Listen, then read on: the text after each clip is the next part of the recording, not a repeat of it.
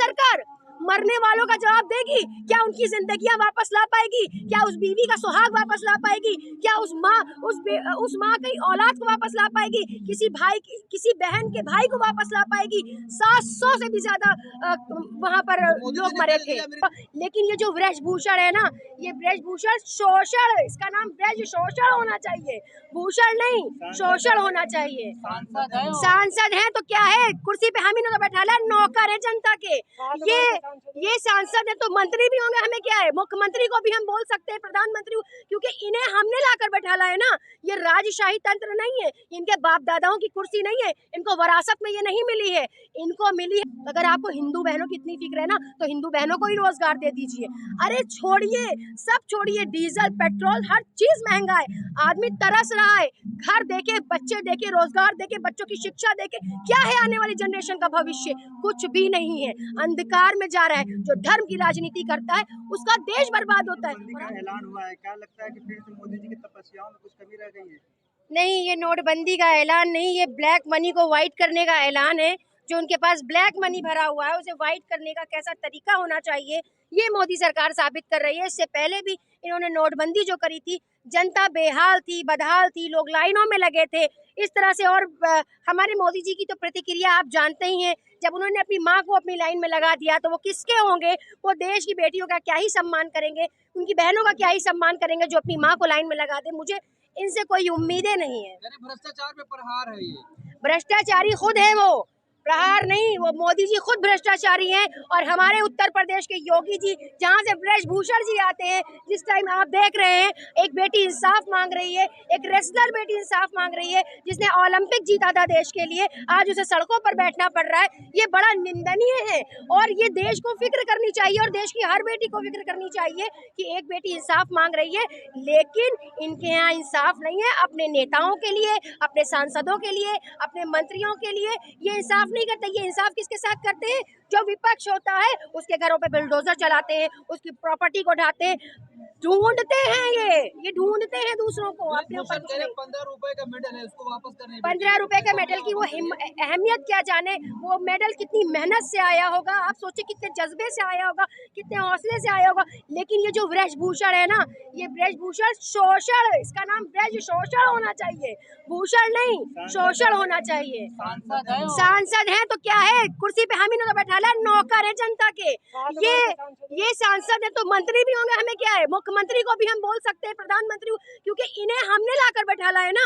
ये राजशाही तंत्र नहीं है, इनके बाप दादाओं की कुर्सी नहीं है, इनको विरासत में ये नहीं मिली है, इनको मिली है जनता के फैसले से। और जब तक जनता का सम्मान नहीं करेंगे तब तक आपका भी सम्मान नहीं किया जाएगा। और वैसे भी हम उस कुर्सी का सम्मान करते हैं ना, हम इनका सम्मान नहीं करते, क्योंकि हमने इनको चुन के बैठाला है। सम्मान तो कर रहे हैं कि अगर जो मैं दोषी पाया जाऊंगा तो फांसी पे लटक जाऊंगा। देखिए, ये झूठी मूठी बातें हैं, पॉस्को लगने के बाद भी गिरफ्तारी नहीं है, इसका मतलब ये अपनी मनमानी मनमर्जी चलाते हैं। आपको पता है इनके बलात्कारी, इनके यहाँ जो रेपिस्ट हैं, इनके जो मंत्री हैं बड़े बड़े, वो रेप करते हैं और उनको मालाएं पहनाई जाती हैं, उन्हें फूल पहनाए जाते हैं। इनके यहाँ इंसाफ का कोई नहीं, इंसाफ ये दूसरों के लिए करते हैं, ये दोहरा कानून चलाते हैं। इनके पास दो कानून है, विपक्ष के लिए, जनता के लिए अलग कानून, अपने नेताओं के लिए, अपने सांसद के लिए, मंत्रियों के लिए अलग कानून। ये दोहरी राजनीति। अगर इस झांसी की रानी इंशाअल्लाह अपनी बेटी को इंसाफ दिलाएगी, ये रेसलर बेटी को इंसाफ दिलाएगी, और देश का हर नागरिक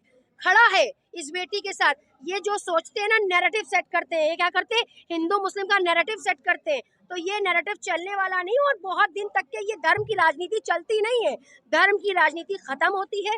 और अगर हम बात करें विकास की, तो विकास कुछ हुआ नहीं, विकास नहीं, बकवास हुई है।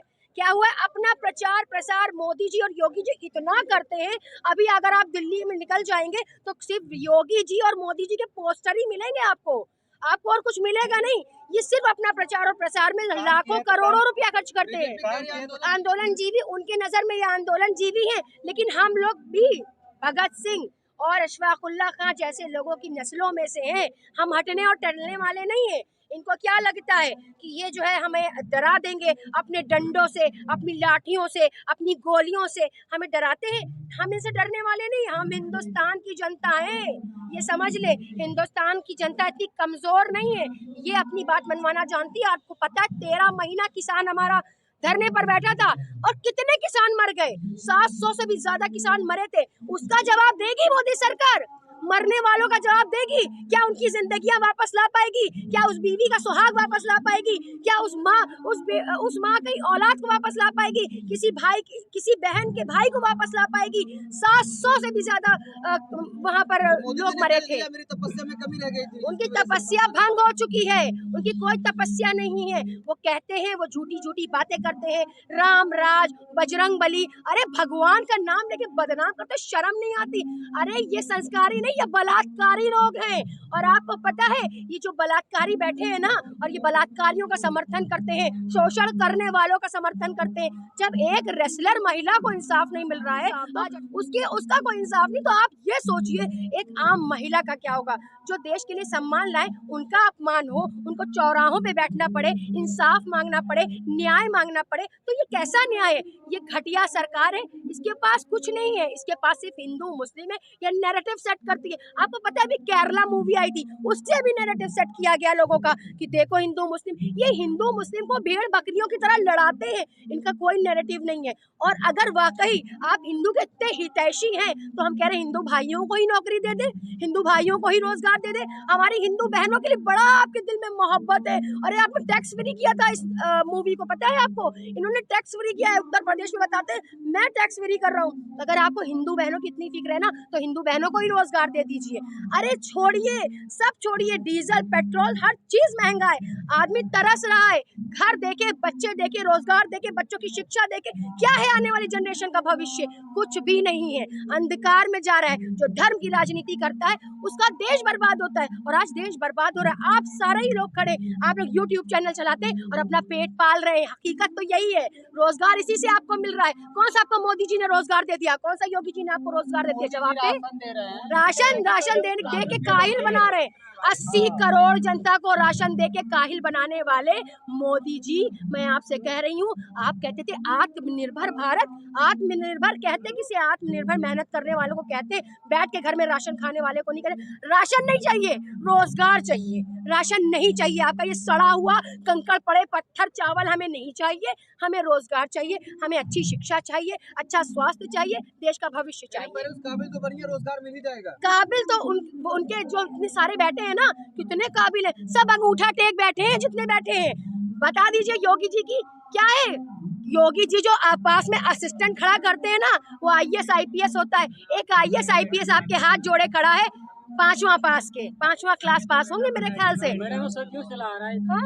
ये तो सदियों से यही तो खत्म करना है, यही चीज तो खत्म करनी है। जब तक युवा, पढ़ा लिखा युवा इन कुर्सियों पर नहीं बैठेगा, देश का भविष्य सुधर नहीं सकता। जब अंगूठा टेक बैठ जाएंगे आके, तो उनको कुछ पता ही नहीं होगा। जो IAS IPS आपको बता देगा, जो डेटा ला कर दे देगा, आप पढ़ लेंगे। आपको तो इंग्लिश भी पढ़नी नहीं आती है ठीक से। आप लोग तो चुनते हैं। अरे हम लोग चुनते नहीं है, ये खुद से चुन के आते हैं। अपने EVM चुन रहा है।